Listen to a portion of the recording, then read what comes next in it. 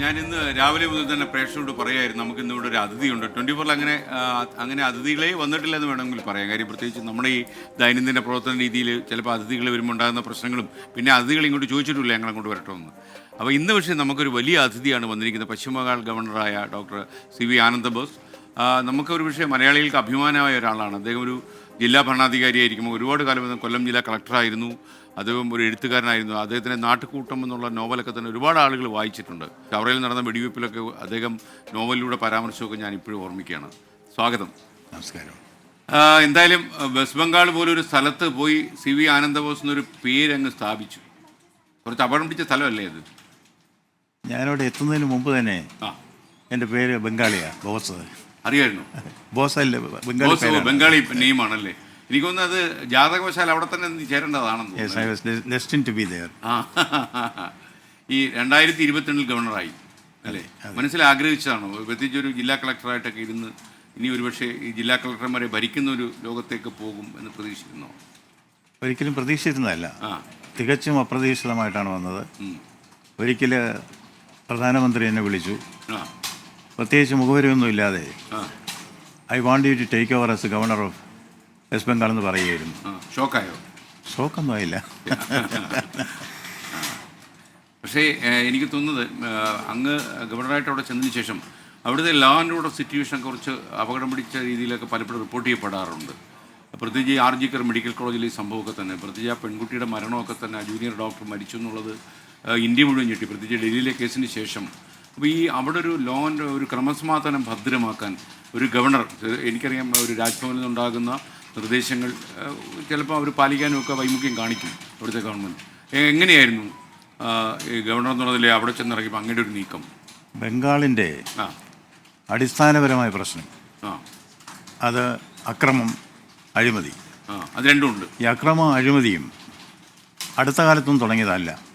വിശേഷ അക്രമം 1946 direct action, ആ സമയത്ത് ബംഗാളിൽ 6000 ആളുകളെ വെട്ടിക്കൊന്നു. അതിനുശേഷം അക്രമത്തിൻ്റെ ആ പശ്ചാത്തലം അവിടെ തുടർന്നുകൊണ്ടേയിരുന്നു. ഇപ്പോഴത് നിലനിൽക്കുന്നു. ചില ഗ്രാമപ്രദേശങ്ങളിൽ ഗുണ്ടാരാജാണ് എന്ന് പറയാം. ഞാൻ പോലീസ് സംവിധാനത്തിനൊന്നും അടിച്ചു നേരെയാക്കാൻ പറ്റത്തില്ല. പോലീസ് സംവിധാനം, ഒരു നല്ല ശതമാനം പോലീസുകാർ പൊളിറ്റിസൈസ്ഡാണ്. ഒരു നല്ല ശതമാനം അഴിമതിക്കാരാണ്. പിന്നെ ഇവരെ സപ്പോർട്ട് ചെയ്യുന്ന ആൾക്കാർ ഒരു ശതമാനം ക്രിമിനലൈസ്ഡാണ്. എല്ലാ പോലീസുകാരും അങ്ങനെയാണെന്ന് പറയുന്നില്ല. ബംഗാളിലെ പോലീസ് സേന സുസജ്ജമാണ്, അവർ കാര്യക്ഷമത ഉള്ളവരാണ്. പക്ഷേ ഈ 3 കാരണങ്ങൾ കൊണ്ട് പോലീസ് സേനയിൽ ജനങ്ങൾക്ക് വിശ്വാസമില്ലെന്ന് മാത്രമല്ല, who is a cop, who is a thief, അറിയില്ല. ഈ ഒരു വ്യത്യാസം ഞങ്ങളുടെ മനസ്സിലുണ്ട്. ഇത് കൂടുതലും തെരഞ്ഞെടുപ്പിനായിട്ട് ഉപയോഗിക്കുന്നു. തെരഞ്ഞെടുപ്പിൽ ഇലക്ഷൻ അക്രമം ഇത്രയധികം ഉള്ളൊരു സ്ഥലമുണ്ടെന്ന് എനിക്ക് തോന്നുന്നില്ല. കാരണം ഇന്ത്യയുടെ പല ഭാഗത്തും ഇലക്ഷൻ ഒബ്സർവറായിട്ട് ഞാൻ പോയിട്ടുണ്ട്. കേരളത്തിലേക്ക് അപേക്ഷിച്ച് താരതമ്യേന കുറവാണെന്ന് പറയാം. ഈ വെസ്റ്റ് ബംഗാളിലും പോയിട്ടുണ്ട് ഒബ്സർവറായിട്ട്. വെസ്റ്റ് ബംഗാളിലും പോയിട്ടുണ്ട്. അങ്ങ് മനസ്സിലായെന്ന് പറയും, ഇത് നമ്മുടെ സെൻട്രൽ ന്യൂസ് ഡെസ്ക്കാണ്. ഇവിടെ നിന്നാണ് നമ്മൾ വാർത്തകളെ നിയന്ത്രിക്കുന്നത്.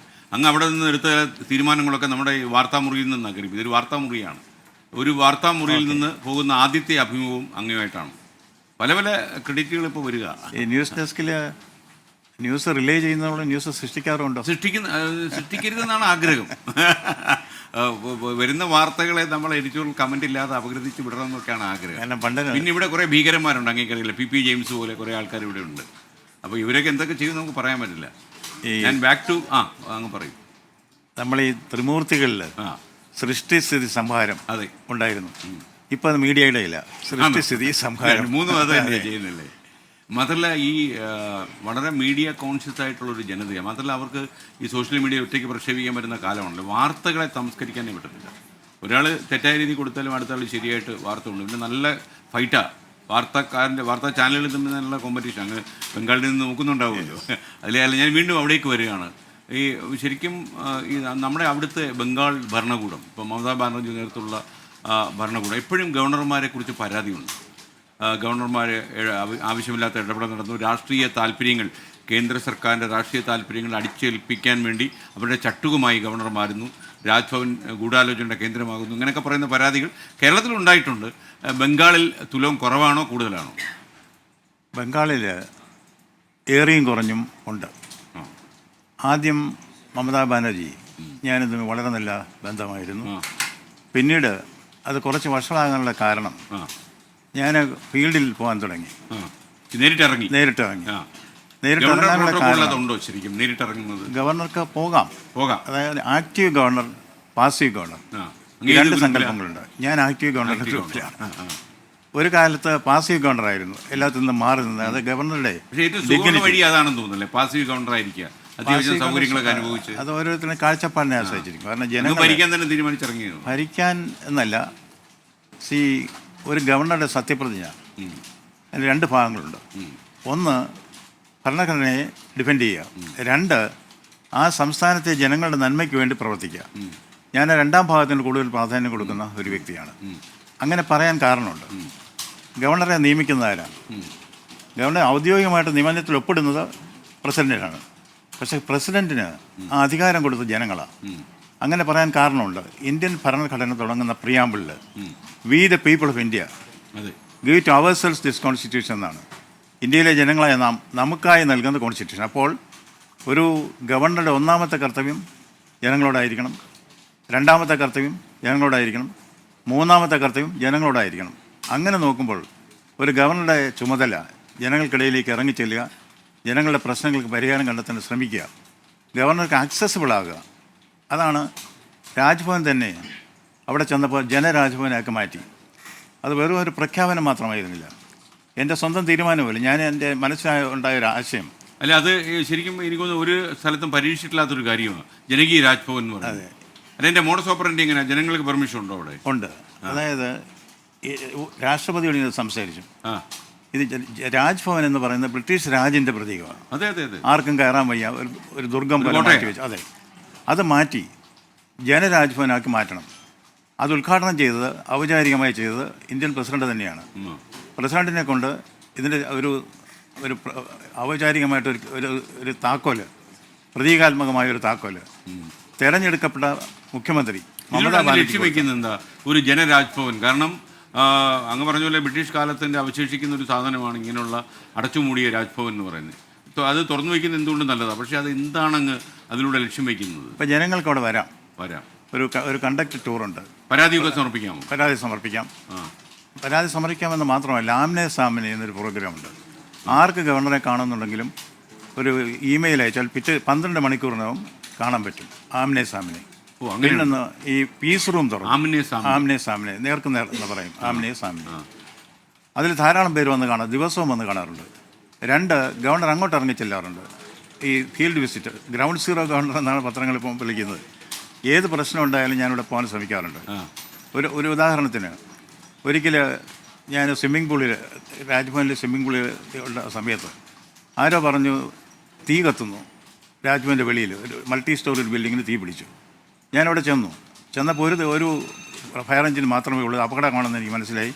അവിടെ നിന്ന് ഞാനതിന് ചുമതല ഏറ്റെടുത്തു. ഫയർ എഞ്ചിനുകൾ വരുത്തി 2 മണിക്കൂർ കൊണ്ടാവും തീ അണയ്ക്കാൻ കഴിഞ്ഞു, മറ്റു സ്ഥലങ്ങളിലേക്ക് പടർന്ന് പിടിക്കാതെ. അതുപോലെ തെരഞ്ഞെടുപ്പിൻ്റെ സമയത്ത് പലരും വിളിച്ചു പറഞ്ഞു ഇവിടെ ബോംബെറിയാൻ ആൾ വന്ന് നിൽക്കുന്നു, അക്രമമാണ്.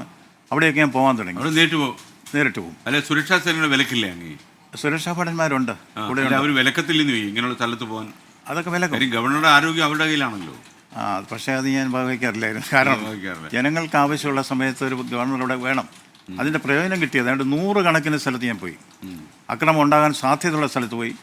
അക്രമം ഉണ്ടായതിനു ശേഷം ആശുപത്രി കിടക്കുന്നവരെ കാണാൻ പോയി.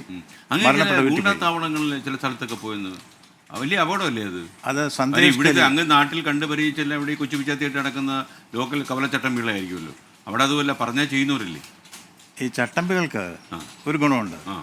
ഒരു വലിയ ചട്ടമ്പിയെ കണ്ട അവരോടി പോകും. അതാണ് അങ്ങനെ അങ്ങ് പ്രത്യേകപ്പെട്ടല്ലേ? അല്ല, ഈ യഥാർത്ഥത്തിൽ ഈ ഗൂണ്ടാരാജ് ബംഗാളിൻ്റെ പല ഭാഗങ്ങളിലും ഉണ്ടെന്ന് ആളുകൾ പറയുകയും വാർത്താമുറികളിലൊക്കെ അത് പലപ്പോഴും ചർച്ച ചെയ്യപ്പെടുകയും ചെയ്യുന്നൊരു കാര്യമാണ്. ഒരുപക്ഷെ ഇത്രയും അക്രമം നടക്കുന്ന ഒരു സ്ഥലത്ത് ഒരു ഗവർണർ, ഇങ്ങനെ ഒരു ആക്റ്റീവ് ഗവർണറായിട്ട് നിൽക്കുമ്പോൾ അങ്ങേക്ക് ഭരിക്കുന്ന സർക്കാരിൽ നിന്ന് എതിർപ്പുകൾ വരില്ലേ? കാരണം ഇത് ലോ ആൻഡ് ഓർഡറൊക്കെ സ്ട്രൈറ്റ് ആയിട്ട് നോക്കുന്നത് അവിടുത്തെ ഗവൺമെൻറ് ജോലിയാണ്. അപ്പോൾ അവർ ജനങ്ങൾ തിരഞ്ഞെടുത്തവരാണെന്ന് പറയും. കോടതിയൊക്കെ ഈയിടയ്ക്ക് ഹൈക്കോടതി കേരളത്തിൽ പറഞ്ഞ് അങ്ങ് ശ്രദ്ധിച്ചോന്ന് അറിയില്ല. കാര്യം അവർ രാജ്ഭവനിലെ ഗവർണർ എന്ന് പറഞ്ഞാൽ നോമിനേറ്റ് ചെയ്യപ്പെട്ട് വരുന്നവരാണ്. ഹെഡ് ഓഫ് ദ ഗവൺമെൻറ് എന്ന് പറയുന്നത് മുഖ്യമന്ത്രിയാണ് എന്ന് ഒരു ഹൈക്കോടതി എല്ലാ ഗവർണർമാരെയും ഓർമ്മിപ്പിച്ചിട്ടുണ്ട്. അത് വളരെ ശരിയാണ്. ഞാനിത് പൂർണ്ണമായിട്ടും സബ്സ്ക്രൈബ് ചെയ്യുന്ന ഒരാളാണ്. തിരഞ്ഞെടുക്കപ്പെട്ട് വരുന്ന മുഖ്യമന്ത്രി ആയിരിക്കണം ഭരണത്തിൻ്റെ പ്രകടമായ മുഖം. അത് നോമിനേറ്റ് ചെയ്യപ്പെടുന്ന ഗവർണർ പുറകെ നിൽക്കണം. ഗവർണർ ഒരു കാരണവരെ പോലെ ഫ്രണ്ട് ഫിലോസഫർ ആൻഡ് ഗൈഡായിട്ട് വർത്തിക്കണം. എന്നാൽ തെറ്റ് കാണിക്കുമ്പോൾ ചൂണ്ടിക്കാട്ടുകയും ചെയ്യണം. ഈ ഗവർണർ പലപ്പോഴും ഒരു സ്പീഡ് ഗവർണറായി കൂടി പ്രവർത്തിക്കേണ്ട കാര്യമുണ്ട്. കാരണം ഗവൺമെൻറ് പല കാരണങ്ങളുണ്ട്, ഭരണഘടന ലംഘിച്ച് നിയമം ലംഘിച്ച് പല കാര്യങ്ങൾ ഹേസ്റ്റിൽ ചെയ്യുമ്പോൾ അതിൽ നടപടി എടുക്കേണ്ടത് ഗവർണറുടെ ചുമതലയാണ്. കാരണം അഴിമതി ഉണ്ടാകാനുള്ള സാധ്യതയുണ്ട്, നിയമലംഘനം നടത്താൻ സാധ്യതയുണ്ട്. അതൊക്കെ നേരിട്ട് കണ്ട് തിരുത്തി കൊടുക്കേണ്ട ചുമതല ഗവർണർക്കുണ്ട്. പക്ഷേ ഒരിക്കലും തിരഞ്ഞെടുക്കപ്പെട്ട മുഖ്യമന്ത്രിക്കെതിരായിട്ട് ഒരു ഗവർണർ നിൽക്കുന്നത് ശരിയല്ല. ഈ മമതാ ബാനർജി എന്ന മുഖ്യമന്ത്രി ഒരു ഫയർ ബ്രാൻഡ് ആണല്ലോ. മാത്രമല്ല അവർ സമൂഹത്തിന് വേണ്ടി എന്തൊക്കെയോ ചെയ്യണമെന്ന് ആഗ്രഹിക്കുന്ന ഒരു പൊതുപ്രവർത്തകയാണ്. പ്രത്യേകിച്ച് സ്ത്രീകളുടെ അവകാശങ്ങൾക്ക് വേണ്ടി അവരെപ്പോഴും സംസാരിക്കുന്ന നമ്മൾ ശ്രദ്ധിച്ചിട്ടുണ്ട്. താങ്കളുടെ ഒരു വ്യക്തിപരമായ ബന്ധം എങ്ങനെയാണ് രാജ്ഭവനും മുഖ്യമന്ത്രിയുമായിട്ട് എന്നുള്ളതല്ല ഞാൻ ഉദ്ദേശിക്കുന്നത്. CV ആനന്ദബോസ്, മമതാ ബാനർജി വ്യക്തിപരമായ നല്ല ബന്ധമാണ്. ബന്ധം മമത തന്നെ പലപ്പോഴും എൻ്റെ അടുത്ത് എൻ്റെ ജ്യേഷ്ഠ സഹോദരനെ പോലാണെന്ന് എന്ന് പറയാറുണ്ട്. ഞാനും അവരെ അതുപോലെ തന്നെയാണ് കണക്കാക്കുന്നത്. ഈ മമതാ ബാനർജിയെ ഞാൻ കാണുന്നത് 3 തലത്തിലാണ്. ഒന്ന്, വ്യക്തി എന്ന നിലയിൽ വളരെ നല്ല ബന്ധമാണ്. മുഖ്യമന്ത്രി എന്ന നിലയിൽ ഔപചാരികമായ ഒരു ബന്ധമാണ്. രാഷ്ട്രീയക്കാരി എന്ന നിലയിൽ എനിക്ക് അതുമായിട്ട് യാതൊരു ബന്ധവുമില്ല. മമതയുടെ രാഷ്ട്രീയം ഞാൻ നോക്കാറില്ല. രാഷ്ട്രീയമുണ്ടോ? എനിക്ക് രാഷ്ട്രത്തിന് വേണ്ടി ചിന്തിക്കുന്ന രാഷ്ട്രീയമുണ്ട്. പ്രത്യേകിച്ച് ഒരു രാഷ്ട്രീയമില്ല. കക്ഷി രാഷ്ട്രീയമില്ല. അല്ല, ഈ ഗവർണറുടെ പ്രവർത്തനങ്ങൾ എത്ര വേഗവും വിമർശിക്കപ്പെടാൻ സാധ്യതയുണ്ട്. പ്രത്യേകിച്ച് കക്ഷി രാഷ്ട്രീയത്തിൻ്റെ കണ്ണാടിയിലൂടെ കണ്ട് കാര്യങ്ങൾ ഇത് ചെയ്ത് കഴിഞ്ഞാൽ. പ്രത്യേകിച്ച് മമതാ ബാനർജി എന്ന് പറഞ്ഞാൽ കേന്ദ്ര സർക്കാരുമായിട്ട് നിരന്തരം അടികൂടുന്ന മുഖ്യമന്ത്രി തന്നെയാണ്. അവർ വളരെ നിശ്ചിതമായ വാക്കുകളിൽ വിമർശിക്കാറുണ്ട്, പ്രധാനമന്ത്രി ഉൾപ്പെടെ. അപ്പോൾ ഇത് അങ്ങേ അലോസരപ്പെടുത്തൂ? രാജ്ഭവനിൽ അങ്ങേക്കും ചില കർത്തവ്യങ്ങളൊക്കെ ഉണ്ടല്ലോ. അലോസരപ്പെടുത്തുന്നു എന്ന് ചോദിച്ചാൽ എൻ്റെ സ്വഭാവം അനുസരിച്ച് എനിക്ക് ആരെയും ഉപദ്രവിക്കുന്നതോ വഴക്ക് കൂടുന്നത് എനിക്കിഷ്ടമില്ല. ശത്രുതാ മനോഭാവം എൻ്റെ മനസ്സിലില്ല. ആരെങ്കിലും എന്തെങ്കിലും ഇപ്പം എനിക്ക് ഇഷ്ടപ്പെടാത്ത രീതിയിൽ പെരുമാറിയാൽ, ഇപ്പം മമതാ ബാനർജിയുടെ കാര്യം അങ്ങ് ഉദ്ദേശിച്ചു. അവരൊരു വ്യക്തിയാണ്, അവർക്ക് അവരുടേതായ ശൈലിയുണ്ട്. അവരെ ആ ശൈലിയും ഉപേക്ഷിക്കണം എന്ന് പറയുന്നത് ശരിയല്ല. പിന്നെ മുഖ്യമന്ത്രിയും ഗവർണറും ഒക്കെ ആകുമ്പം മുത്തശ്ശിമാർ പറയും ചട്ടിയും കലാകുമ്പോൾ തട്ടിയും മുട്ടിയൊക്കെ ഇരിക്കും. അത് ഈ മൺകുടം ഉടഞ്ഞാൽ തകർന്നു പോകും. പൊൻകുടമാണെങ്കിൽ വിളക്കി ചേർക്കാം. ഒരാൾ മൺകുടമാകണോ പൊൻകുടമാകണോ എന്ന് സ്വയം തീരുമാനിക്കേണ്ട കാര്യമാണ്. ഈ മമതാ ബാനർജി എന്ന് പറയുന്ന രാഷ്ട്രീയക്കാരിയോട് എനിക്ക് യാതൊരു ബന്ധവുമില്ല. രാഷ്ട്രീയത്തിൻ്റെ കണ്ണാടിയിലൂടെ പലതും അവർ വിളിച്ചു പറയും. അത് തിരുത്തേണ്ട ചുമതല എനിക്കില്ല. ഞാൻ രാഷ്ട്രീയത്തിൽ ഇടപെടാറില്ല. ഗവർണർ എന്ന നിലയിൽ എല്ലാ രാഷ്ട്രീയ പാർട്ടികൾക്കും സ്വീകാര്യനായി കഴിയാനാണ് എനിക്ക് താല്പര്യം. ഒരു സ്വകാര്യം ചോദിച്ചോട്ടെ, ഉള്ളുകൊണ്ട് അങ്ങ് ഒരു കരുത്തനാണോ? ഉള്ളുകൊണ്ട് ഒരു കരുത്തനാണോ അങ്ങ്? ഉള്ളുകൊണ്ട് ഞാൻ ഐസ്ക്രീം പോലെ കരുത്തനാണ്. ഐസ്ക്രീം പോലെ അല്ല, ഈ വെസ്റ്റ് ബംഗാളിലായതുകൊണ്ട് ഞാൻ ചോദിച്ചതാണ്. ആ കരുത്ത് എത്ര മാത്രം കപ്പാസിറ്റിയോടെ നിൽക്കാൻ? അത് എൻ്റെ അമ്മ പറയുന്നത് ചെറുപ്പകാലത്ത്, B firm beneath your gentleness and gentle beneath your firmness. Yes. അപ്പോൾ ഒരു കാര്യം കൂടി, അങ്ങ് ഇപ്പം ഗവർണർമാരൊക്കെ ഒരുപാട് പുസ്തകങ്ങൾ എഴുതുന്ന കാലമാണ്. നമ്മുടെ ഗോവയിലെ ഗവർണർ നമ്മുടെയൊക്കെ അടുപ്പമുള്ള PS ശ്രീധരൻപിള്ള 250 പുസ്തകം ക്രോസ് ചെയ്തു. അങ്ങ് ഇതുവരെ 4 പുസ്തകങ്ങൾ നിൽക്കുന്നേ ഉള്ളെന്ന് തോന്നുന്നു. ഒരു ഗോവ വേഴ്സസ് വെസ്റ്റ് ബംഗാൾ വരുമോ? ഞാൻ 73 പുസ്തകങ്ങൾ എഴുതി. 73 എഴുതിയില്ലേ? നമ്മളൊന്നും കാണാതെ പോയത്, വായനയില്ലാത്തതിൻ്റെ കുഴപ്പമാണ് തോന്നുന്നു. അപ്പോൾ ഞാൻ അങ്ങയുടെ വളരെ ആദ്യമായിട്ട് വായിക്കുന്ന അങ്ങയുടെ നാട്ടുകൂട്ടം എന്നുള്ള നോവലാണ്. പക്ഷേ നല്ല റീഡബിലിറ്റിയുള്ള ഒരു പുസ്തകമായിട്ടാണ് അന്ന് എനിക്ക് തോന്നി. ഞാൻ അന്ന് വിദ്യാർത്ഥിയായിരിക്കുന്ന സമയത്താണ്. അങ്ങ് ഭരിച്ച കൊല്ലം ജില്ലക്കാരൻ തന്നെയാണ് ഞാൻ. എന്നുകൊണ്ട് ഈ പുസ്തകത്തിലെ പറയുന്ന പല പ്രദേശങ്ങളും എനിക്ക് സുപരിചിതമായ സ്ഥലമായതായിരിക്കും ഒരുപക്ഷെ ഒരു താല്പര്യം. അപ്പോൾ എനിക്ക് തോന്നുന്നു അദ്ദേഹം ഒരുപാട് പുസ്തകം എഴുതുന്നത്. ഞാൻ PS ശ്രീധരൻപിള്ളയുമായി നടത്തിയ ഒരു ഇൻ്റർവ്യൂവിൽ അദ്ദേഹത്തോട് ചോദിച്ചായിരുന്നു, ഇത്ര കൂടുതൽ പുസ്തകം എഴുതാൻ സമയം കിട്ടുമ്പോൾ ഡൽഹിയിൽ നിന്ന് ആരെങ്കിലും സംശയിക്കില്ലേ അങ്ങേക്ക് ഗോവയിൽ പരിപാടിയുണ്ടോ ഇല്ലയോ എന്നുള്ളത് എന്ന് ചോദിച്ചിരുന്നു. അപ്പോൾ അദ്ദേഹം തന്ത്രപൂർവ്വം മറുപടി പറഞ്ഞു, ഈസ് ആൻ അഡ്വക്കേറ്റ് യുനോ, അതുകൊണ്ട് അദ്ദേഹത്തിന് മറുപടിക്ക് പിന്നെ പഞ്ഞുമില്ലല്ലോ പറഞ്ഞു. എന്നാലും അങ്ങ് ഈ ആനന്ദം കണ്ടെത്തുന്നതിൽ എന്തിനാണ്? ആനന്ദ ബോസാണല്ലോ. എഴുത്തിൽ എനിക്ക് വലിയ ആനന്ദമുണ്ട്. ഈ ഗവർണറായപ്പോൾ പലരും പറഞ്ഞു ഇനി എഴുതാനുള്ള സമയം കിട്ടില്ല എന്ന്. പക്ഷെ അങ്ങനെയല്ല, എഴുതാൻ സമയം വേണ്ട, മനസ്സ് മതി. ഇത് പറഞ്ഞ് ഞാനല്ല. ഞാൻ കൊല്ലത്ത് കളക്ടറായിരുന്നപ്പോൾ അങ്ങയുടെ ജില്ലയിൽ അന്ന് NV കൃഷ്ണവാര്യർ സാറ് അദ്ദേഹം കുങ്കുമം തൻ്റെ പത്രാധിപരാണ്.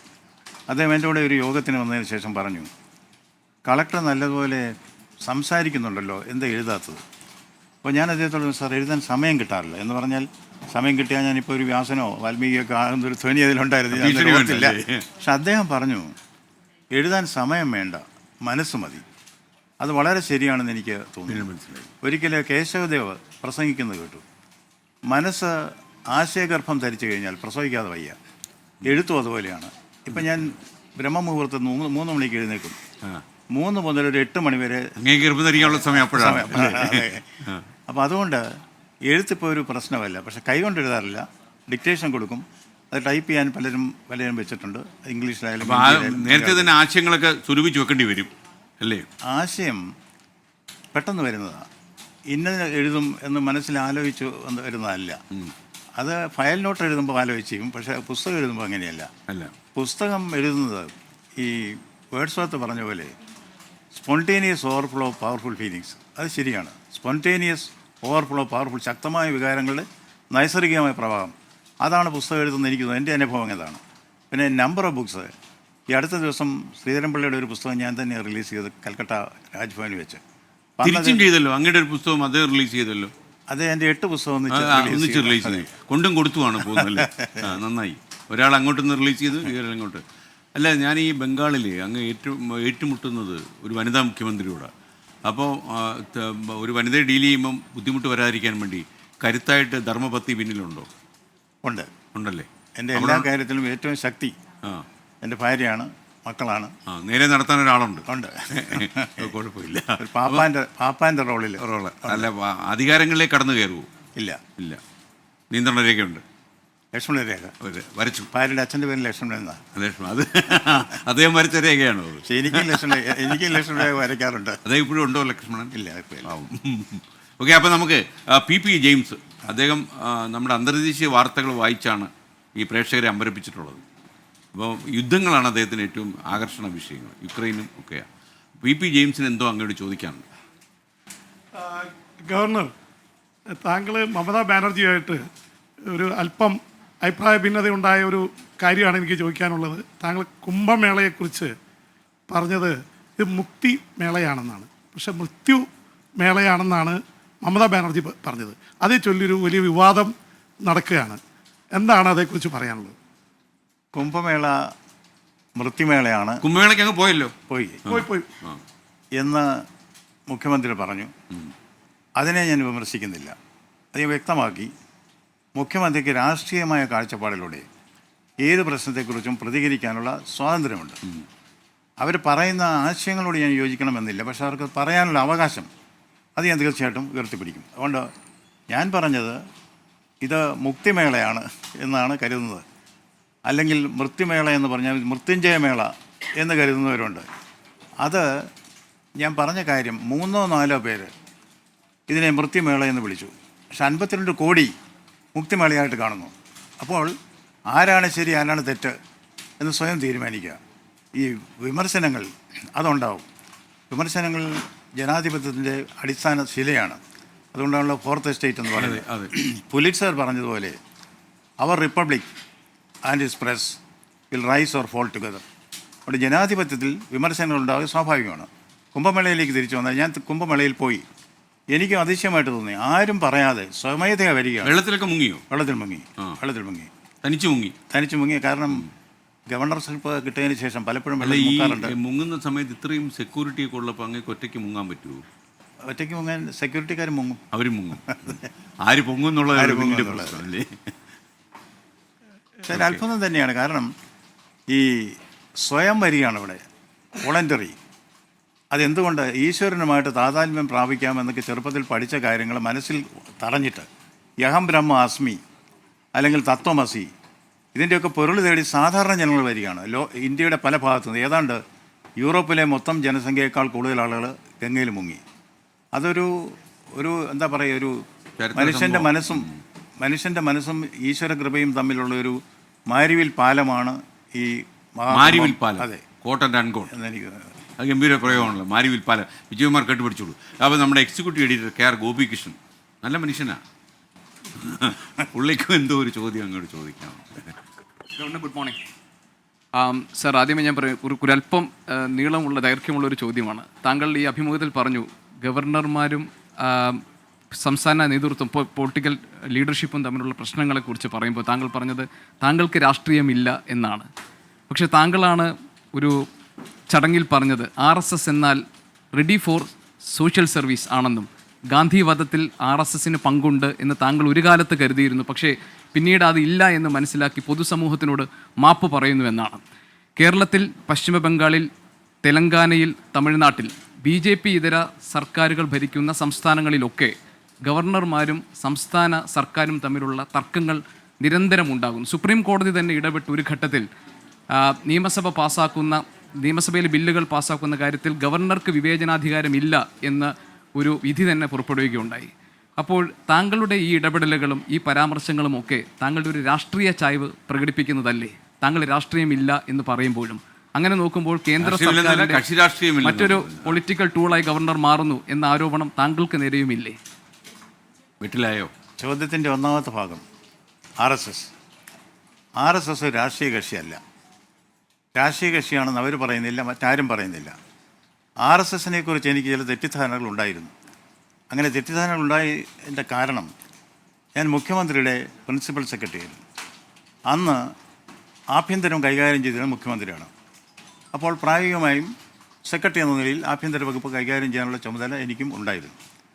അന്ന് രഹസ്യാന്വേഷണ ഏജൻസികളുടെ റിപ്പോർട്ട് എല്ലാ ദിവസവും കേൾക്കുന്നത് ഞാനാണ്. അതിനുശേഷം പറയേണ്ട കാര്യങ്ങൾ മാത്രം മുഖ്യമന്ത്രിയോട് പറയും. അന്നൊക്കെ RSSനെ കുറിച്ച് വളരെ വിചിത്രമായ വളരെ വളരെ നെഗറ്റീവായിട്ടുള്ള അഭിപ്രായം വരുമ്പോൾ ഇത് ശരി എന്താ എന്നെനിക്ക് അന്വേഷിച്ച് കണ്ടെത്താമായിരുന്നു. പക്ഷേ എന്തുകൊണ്ടോ എൻ്റെ മനസ്സിലും RSSനെ കുറിച്ചൊരു വിരുദ്ധമായ അഭിപ്രായമായിരുന്നു അന്നുണ്ടായിരുന്നത്. പിന്നീട് ഞാൻ ഇതിനെക്കുറിച്ച് പഠിച്ചു.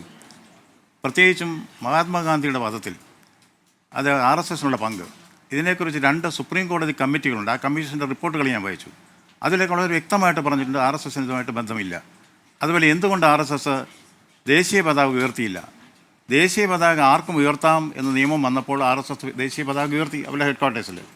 അതുപോലെ ഇന്ത്യൻ ഭരണഘടനയെ അംഗീകരിക്കുന്നില്ല എന്ന് പറഞ്ഞ് ശരിയല്ലേ? അത് ഭരണഘടനയുടെ അത് നിർമ്മിക്കുന്ന സമയത്ത് പലരും വ്യത്യസ്തമായ അഭിപ്രായങ്ങൾ പറഞ്ഞു. RSSും വ്യത്യസ്തമായ അഭിപ്രായം പറഞ്ഞു. അതായത് നമ്മുടെ ഭാരതീയമായ നിയമസങ്കല്പങ്ങളെ, നീതിസങ്കല്പത്തെ മറച്ചു വെച്ചുകൊണ്ട് വിദേശീയമായ നീതിസങ്കല്പങ്ങളാണ് ഉൾപ്പെടുത്തിയിരുന്നത് എന്ന് പറഞ്ഞു. അത് അഭിപ്രായമാണ്. പക്ഷെ ഭരണഘടന വന്നതിന് ശേഷം RSS ഭരണഘടന അംഗീകരിക്കുകയുണ്ടായി.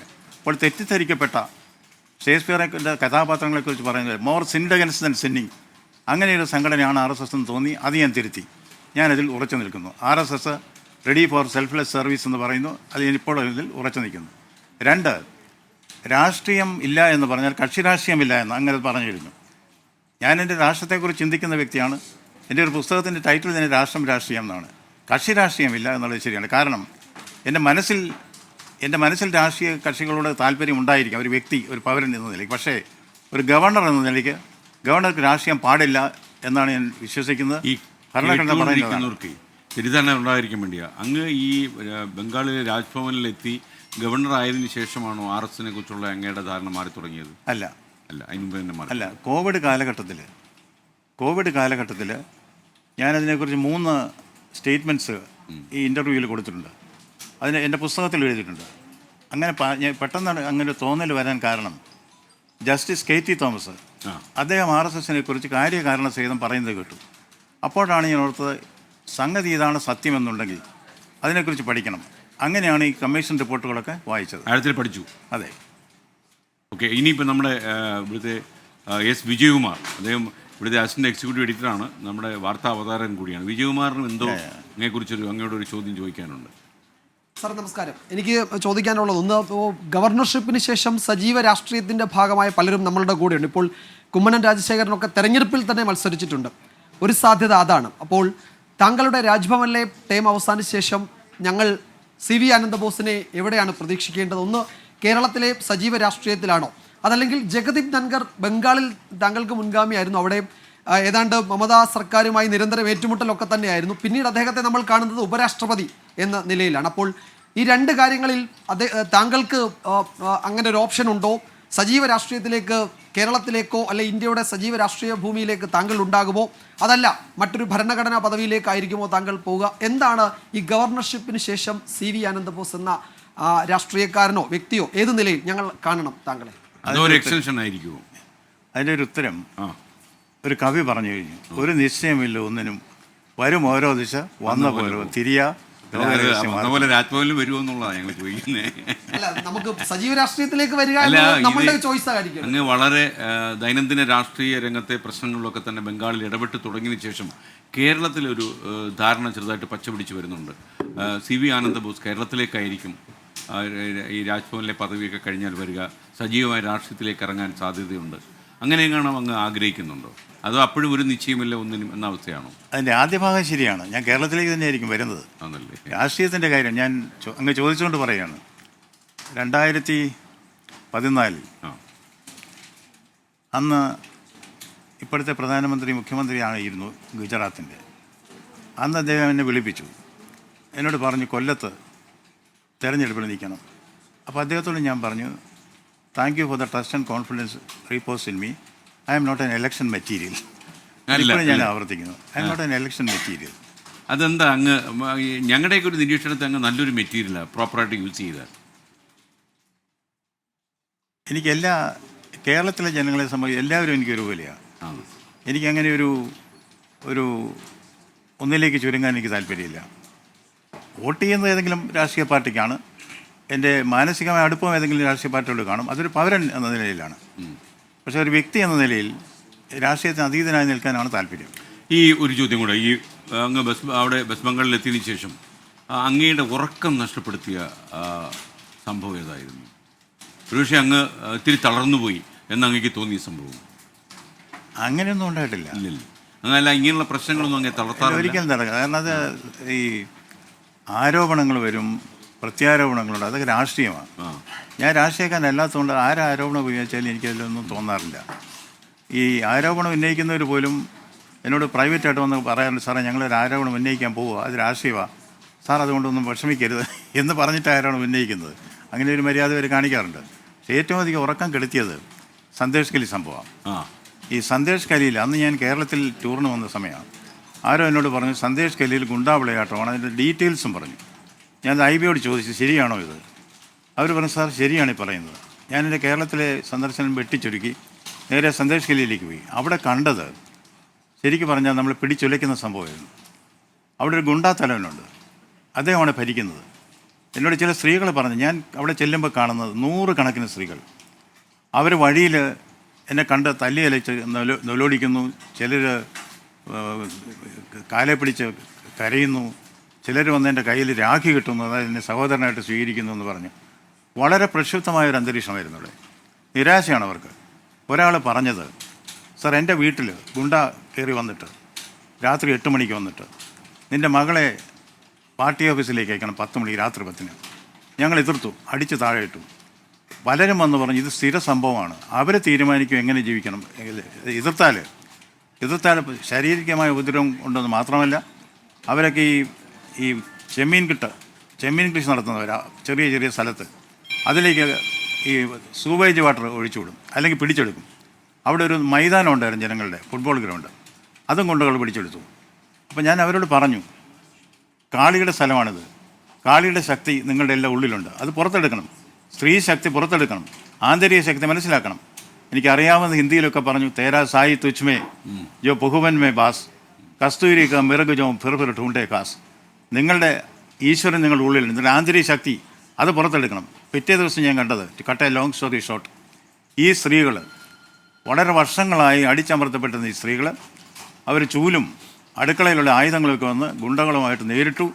ഗുണ്ടകളുടെ ഒരു പോൾട്രി ഫാം അവർ കത്തിച്ചു കളഞ്ഞു. ഇതൊരു മൂവ്മെൻ്റായിട്ട് പടർന്നു പിടിച്ചു. പല ഗ്രാമങ്ങളിലും സ്ത്രീകൾ വെളിയിൽ വരാൻ തുടങ്ങി. സ്ത്രീ ശക്തി, അവരുടെ ആന്തരിക ശക്തി അവർ മനസ്സിലാക്കി. ആ കാലഘട്ടത്തിൽ എല്ലാ ദിവസവും രാത്രിയിലൊക്കെ പാതിരായ്ക്കൊക്കെ ടെലിഫോൺ വരുന്ന അറ്റൻഡ് ചെയ്യും.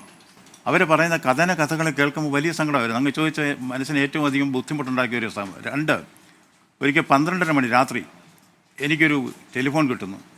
എൻ്റെ വീടിന് ചുറ്റും ഗുണ്ടകളാണ്, അവർ ബോംബ് അവരുടെ കയ്യിലുണ്ട്, സാറ് രക്ഷിക്കണം. പിന്നെ കേൾക്കുന്നില്ല. ഞാനിത് പോലീസിനെ വിളിച്ച് പറഞ്ഞു, 15 മിനിറ്റിനകം നിങ്ങളവിടെ എത്തണം. എത്തി, അവരെ രക്ഷിച്ചു. പിറ്റേ ദിവസം ഒരു ചെറുപ്പക്കാരനവരുടെ ഭാര്യയും കുഞ്ഞും വന്നിട്ട് പറഞ്ഞു, ഇന്നലെ ഗവർണർ ഇടപെട്ടില്ലായിരുന്നെങ്കിൽ എൻ്റെ തല കാണില്ലായിരുന്നു. ആ കാലഘട്ടം അക്രമം, അത് ഒരു സ്ത്രീകളെ നടു റോഡിൽ വെച്ച് ഡിസ്ട്രോബ് ചെയ്യുക, വിവസ്ത്രരാക്കുക, ഇതൊക്കെ ശരിക്കും ഞെട്ടിപ്പിച്ച സംഭവങ്ങൾ തന്നെയാണ്. അതുകൊണ്ട് തന്നെയാണ് ഫീൽഡിലേക്ക് ഇറങ്ങിപ്പോയത്. ആർക്കും എപ്പോഴും വിളിക്കാം, പീസ് റൂം തുടങ്ങി. ആർക്ക് എന്ത് പരാതി ഉണ്ടെങ്കിലും ഗവർണറോട് പറയാം. 24 മണിക്കൂറും ഇത് 24 ആണല്ലോ, അവിടെ 24/7 അവിടെ 24/7 24 മണിക്കൂറും 7 ദിവസവും ടെലിഫോൺ സ്വീകരിക്കും, നടപടിയെടുക്കും.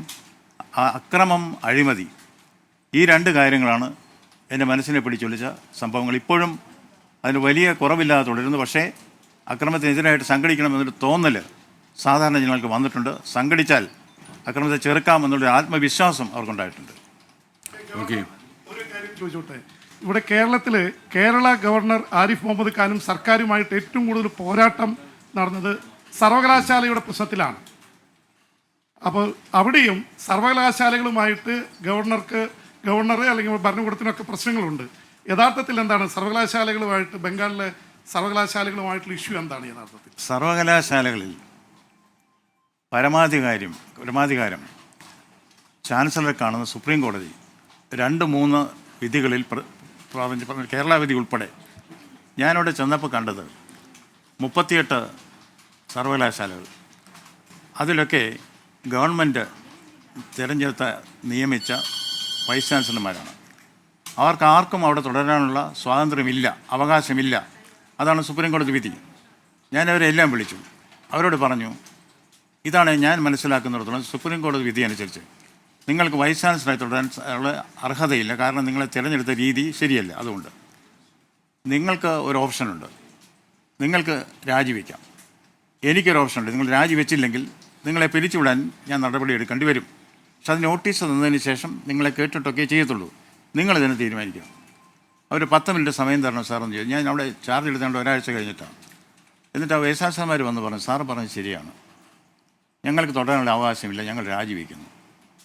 ഒരൊറ്റ ദിവസം കൊണ്ട് തന്നെ അവരെല്ലാം രാജിവെച്ചു. ആ രാജിവെച്ചവരെ ഞാൻ വഴിയിലേക്ക് ഇറക്കി വിട്ടില്ല. ഞാൻ പറഞ്ഞു, ഇനി യൂണിവേഴ്സിറ്റി ചട്ടങ്ങളനുസരിച്ച് temporary vice chancellor, interim vice ചാൻസലേഴ്സിനെ വെക്കേണ്ട ചുമതല ഗവർണർക്കാണ്. അതാരെയും വയ്ക്കാം. നിങ്ങൾ തൽക്കാലം ഇൻ്ററിം വൈസ് ചാൻസലറായിട്ട് തുടരുക.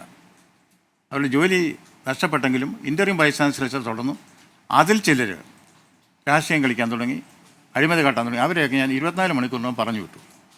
ആ ഘട്ടത്തിൽ ചില ഉരസലുകൾ ഉണ്ടായി. ഗവൺമെൻറ്റിനോട് പറഞ്ഞിട്ട് വേണം വൈസ് ചാൻസലർമാരെ, ഇൻ്ററിം വൈസ് ചാൻസലർമാരെ നിയമിക്കാൻ. അത് ഗവൺമെൻറ് ഹൈക്കോടതിയിൽ ചലഞ്ച് ചെയ്തു. ഹൈക്കോടതി പറഞ്ഞു, വൈസ് ചാൻസലർമാരെ നിയമിക്കാനും പിരിച്ചുവിടാനും ശിക്ഷണ നടപടികൾ എടുക്കാനുള്ള പൂർണ്ണ അധികാരം ഗവർണർക്കാണ്, ചാൻസലർക്കാണ്. അതിനുശേഷം മെറിറ്റിൻ്റെ അടിസ്ഥാനത്തിൽ മാത്രമാണ് ഞാനവിടെ വൈസ് ചാൻസലർമാരെ വെച്ചിരുന്നത്. ഇപ്പോൾ 2 വർഷങ്ങൾക്ക് ശേഷം സുപ്രീം കോടതി ഒരു കമ്മിറ്റിയെ വെച്ചിട്ടുണ്ട്. ആ കമ്മിറ്റിയാണ് തീരുമാനിക്കുന്നത്. അതിൽ ആർക്ക് പ്രിഫറൻസ് കൊടുക്കണം എന്ന് മുഖ്യമന്ത്രിക്ക് പറയാം. ആ പ്രിഫറൻസ് ഗവർണർക്ക് വേണമെങ്കിൽ അക്സെപ്റ്റ് ചെയ്യാം, അല്ലെങ്കിൽ തിരസ്കരിക്കാം. 34 യൂണിവേഴ്സിറ്റി വന്നതിൽ 17 എണ്ണം ഞാൻ ഗവൺമെൻറ് പറഞ്ഞതിൽ എടുത്തു. ബാക്കി 17 ഞാൻ എടുക്കാൻ തീരുമാനിച്ചിട്ടില്ല. കാരണം അതിൽ രാഷ്ട്രീയ ചായ്വുള്ളവരുണ്ട്, അഴിമതിക്കാരുണ്ട്, അർഹതയില്ലാത്തവരുണ്ട്. അർഹതയുള്ളവരെ എടുക്കുന്നു, അർഹതയില്ലാത്തവരെ എടുക്കുന്നില്ല. അപ്പം നമ്മുടെ എൻകൗണ്ടർ പ്രൈമിലൊക്കെ അങ്ങ് ശ്രദ്ധിച്ചിട്ടുണ്ട്, ഒരു ഫയർ ബ്രാൻഡ് പ്രസൻറ്ററുണ്ട് ഇവിടെ, ആഷ്മി താജ് ഇബ്രാഹിം. ആഷ്മി ഇവിടെ വന്നിട്ടുണ്ട്. ആഷ്മി എന്തോ, ആഷ്മിക്കും അങ്ങയുടെ ചോദ്യം ചോദിച്ചാൽ നമുക്ക് ഈ അഭിമുഖം അവസാനിപ്പിക്കാൻ തോന്നുന്നു. സാറേ, കഴിഞ്ഞ ദിവസം സാറിന് ഇറങ്ങിയ 4 പുസ്തകമാണ്. അതിനു മുമ്പ് കഴിഞ്ഞ വർഷം ഇറങ്ങിയ 8 പുസ്തകമാണ് പല ഭാഷകളിൽ. അപ്പോൾ ഇത്രയും വായിക്കാനും എഴുതാനൊക്കെ ഉള്ള സമയം കിട്ടുന്നത് എങ്ങനെയാണ് സാർ? അത് ഞാൻ നേരത്തെ പറഞ്ഞു, എഴുതാൻ സമയം വേണ്ട, മനസ്സ് മതിയെന്ന്. എഴുതാൻ സമയം കിട്ടുന്നുണ്ട്. ഞാൻ പറഞ്ഞതുപോലെ ബ്രഹ്മമുഹൂർത്തത്തിൽ എഴുന്നേക്കാൻ താല്പര്യമുള്ള ആളാണ് ഞാൻ. ഒരു 4 മണിക്കൂർ എല്ലാ ദിവസവും എഴുതാൻ തന്നെ കിട്ടും. എത്ര മണിക്കൂർ ഉറങ്ങുമെന്ന്? ഞാനൊരു 6 മണിക്കൂർ. അല്ലെങ്കിൽ ഗ്ലാമറൊക്കെ ആ പ്രിൻസിപ്പൽ സെക്രട്ടറി ആയിരിക്കും കണ്ട് അതേപോലെ കീപ്പ് ചെയ്യാൻ പറ്റുന്നുണ്ട്. അത് പ്രായം തോന്നുന്നില്ല, കീപ്പ് ചെയ്യാൻ പറ്റുന്നുണ്ട്. അതുപോലെ ഞാനൊക്കെ പെയിൻറ്റാ, അതുപോലെ എന്തെങ്കിലും സാധ്യതകൾ അവിടെ. ഞാൻ ഈ മുടി ഞാൻ എടുക്കാൻ മറന്നുപോയത്, തിരക്കിൻ്റെ ഇടയിൽ മുടിയല്ലേ കൊണ്ടുവന്നേ. ഓക്കെ, അത് വലിയ കഷ്ടമായി പോയി, ഒരു നഷ്ടമായി പോയി. സത്യത്തിൽ എൻ്റെ പ്രായം 30+ 30+. കൃത്യമായി പറഞ്ഞാൽ എൻ്റെ 30ാമത്തെ പിറന്നാളിൻ്റെ 40ാം വാർഷികം ഈ അടുത്ത കാലത്ത് ആഘോഷിച്ചു. 43ാം വാർഷികം. എഴുത്തിന് സമയക്കുറവ് ഒരു പ്രശ്നമല്ല. എഴുത്ത് നൈസർഗികമായി വരുന്ന ഒന്നാണ്. ഞാൻ പറഞ്ഞതുപോലെ സ്പോണ്ടേനിയസ് ഓവർഫ്ലോ പവർഫുൾ ഫീലിങ്സ്. പിന്നെ ഫിലിപ്പ് സിഡ്നി പറഞ്ഞതുപോലെ എഴുതാൻ എളുപ്പം look into your heart and write എന്നാണ്. ചെറുപ്പകാലത്ത് ഞാൻ പഠിച്ചു, ഓർത്താൽ അതിശയം സാമ്യം, വാസ്തവം ശ്ലേഷം, ഇങ്ങനെ അലങ്കാരങ്ങളെ തീർക്കാൻ 4 താലിക സാധനം. ഇവയെ കൊണ്ട് തീർക്കുന്നു കവീന്ദ്രർ ഉപമാതിയെ, തങ്കം കൊണ്ട് തട്ടാന്മാർ കങ്കണാദി എന്ന പോലെ. വളരെ എളുപ്പമാണ്, 4 സാധനം മതി, ആർക്കും കവിത എഴുതാം. എന്തായാലും വളരെ സന്തോഷം. അങ്ങ് ഞങ്ങൾ അതിഥി എന്ന് കാണുന്നില്ല, ഞങ്ങളുടെ ഇടയിലുള്ള ഒരാളായിട്ടാണ്. പിന്നെ ഗവർണറിൻ്റെ പ്രോട്ടോക്കോളൊക്കെ നിൽക്കുന്നുണ്ട്, ഞങ്ങളിങ്ങനെ അതിഥി എന്നൊക്കെ പറയുന്നത് മാത്രമേ ഉള്ളൂ. എന്തായാലും അങ്ങനെ എഴുത്തൊക്കെ തുടരട്ടെ. മാത്രമല്ല വെസ്റ്റ് ബംഗാളിൽ അങ്ങ് കാര്യമായ ചില ചലനങ്ങൾ ഉണ്ടാക്കാൻ കഴിഞ്ഞു എന്നാണ് ഞങ്ങൾ മനസ്സിലാക്കുന്നത്. പ്രത്യേകിച്ച് അതിനകത്ത് ഒരു പ്രാദേശിക വികാരമൊക്കെ ഞങ്ങൾക്കുണ്ടാവും. അപ്പോൾ ഒരു മലയാളി അവിടെ ചെന്ന് ഇങ്ങനെയൊക്കെ ഒരു മാറ്റം ഉണ്ടാക്കുന്നു എന്നുള്ളത് ചെറിയ കാര്യമല്ല. വളരെ സന്തോഷം. അങ്ങയുടെ ഗ്ലാമറൊക്കെ അതുപോലെ തന്നെ സൂക്ഷിക്കാൻ കഴിയട്ടെ. അങ്ങും 24-ന്റെ എല്ലാ ടീമും കൽക്കട്ടയിലേക്ക് വരണം. രാജ്ഭവനിൽ അതിഥികളെ നമ്മൾ ഡാർജിലിംഗിൽ ഒരു രാജ്ഭവൻ ഉണ്ടല്ലോ, അവിടെയൊക്കെ നമ്മൾ ഇങ്ങനെ വരണം. മാത്രമല്ല ഞങ്ങൾ ഇവിടെ പെയിൻ്റ് അടിച്ച് ജീവിക്കുന്നതിനിടയിൽ യാത്രയൊന്നും ചെയ്യാൻ പറ്റുന്നില്ല. പെയിൻ്റ് ഇല്ലാതെ ഞങ്ങൾക്കൊന്ന് വെസ്റ്റ് ബംഗാളിൽ വരണം. അവിടെ വന്നാൽ 24/7 അവിടെ കഴിഞ്ഞിട്ട് പോകണം. കഴിയാം. ഓക്കെ, വളരെ സന്തോഷം അങ്ങനെ ക്ഷണത്തിന്. ഇനിയിപ്പോൾ അങ്ങ് പറഞ്ഞതിന് ശേഷം ഇങ്ങനെ റിക്വസ്റ്റ് ഇങ്ങനെ വരാൻ സാധ്യതയുണ്ട്. ഞാൻ ആദ്യം പോയിട്ട് വരാം. കാശ്മീരൊക്കെ ആൾ ചില്ലറക്കാരനല്ല. ഓക്കെ, അപ്പോൾ താങ്ക് യു. വളരെ സന്തോഷം. നമ്മളുടെ west Bengal governor CV Ananda Bose സംസാരിക്കുകയായിരുന്നു. അദ്ദേഹം വളരെ വിശദമായിട്ട് കാര്യങ്ങളെക്കുറിച്ച് പറഞ്ഞു. നമുക്കൊരു പക്ഷേ ഒരുപാട് ചർച്ച ചെയ്യപ്പെടേണ്ട വിഷയങ്ങളും കോടതി വിധിയൊക്കെ അദ്ദേഹം പരാമർശിക്കുകയുണ്ടായി. വരും സന്ദർഭങ്ങളിൽ അദ്ദേഹം പറഞ്ഞ പല വിഷയങ്ങളും ചർച്ച ചെയ്യപ്പെടട്ടെ. നമുക്കിനി അദ്ദേഹത്തിന് എല്ലാ മംഗളങ്ങളും നേരുന്നു. സമാധാനമായിട്ട് മുഖ്യമന്ത്രിയുമായി കഴിയാൻ അങ്ങേക്കിടവരട്ടെ എന്നുകൂടി ആശംസിച്ചുകൊണ്ട്